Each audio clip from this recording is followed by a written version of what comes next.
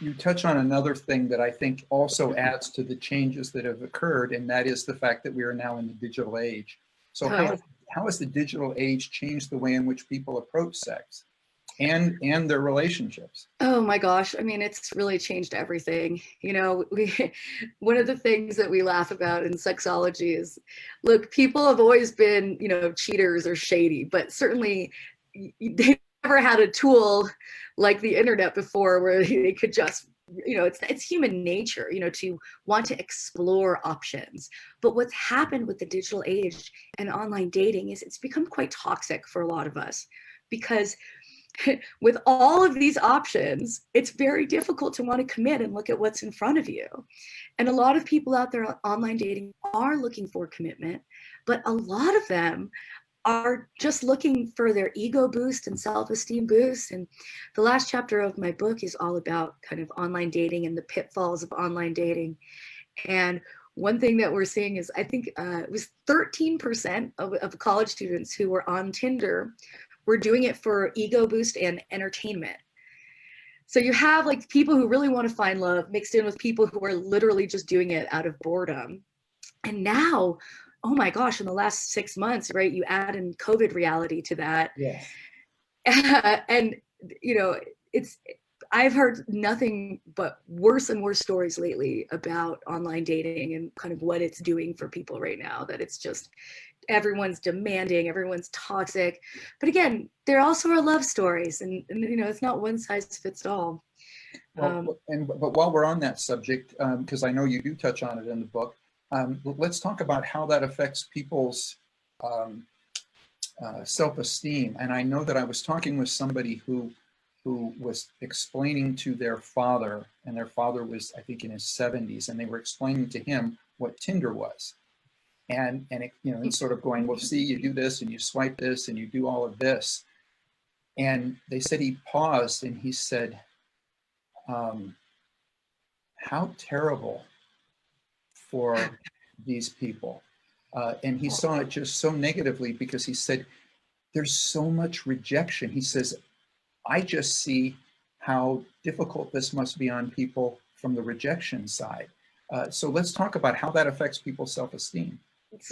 You know, it's amazing that we actually have data to prove it and back it up. And one of the most tragic things is it actually is affecting men's self-esteem worse than women's self-esteem.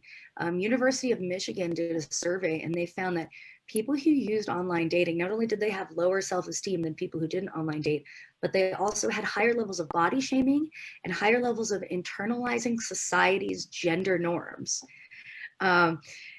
Right. And when they looked at the data more, they found that men were disproportionately more likely to feel depressed and insecure and have self-esteem issues than women. And they think it's because of the rejection. So, and the way that men operate too. So, you know, throw crap at a wall, see what sticks, so to say. But in online dating terms, there are more men than women on all the main dating sites at a ratio of about 2 to 1. So already there's more competition there. Second of all, instead of, you know, going to a bar and chatting with a couple girls an hour, you can get rejected by like 100 girls in an hour if you play your cards right. And so that rejection compounds itself. And studies have even shown that rejection, social rejection, causes the same effect in the brain as physical pain. Mm-hmm.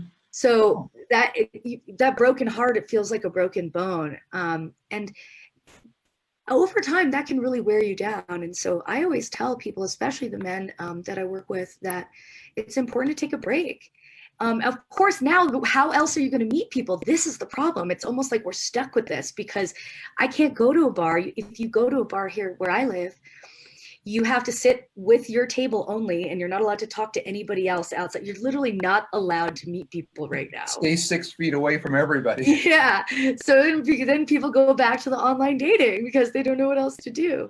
I also think there's another really important component to this that needs to be mentioned, which is digital sex. So as opposed to online dating, you know, sex toys, pornography use, and my favorite topic, which is the impending rise of the sex robots. And people thought I was crazy when I was writing about this. And then you look now at the world, well, okay, we're afraid of potentially we're becoming germophobic. And many of us already were germophobic, but not wanting to engage with a human being out of fear. Some kind of a sex aid, where it's a sex doll or sex robot, it does seem more and more like this is going to be the natural transition. And not only that, but I mean, and you mentioned in your book the possibility of, I mean, it's even getting married to intelligent sex robots.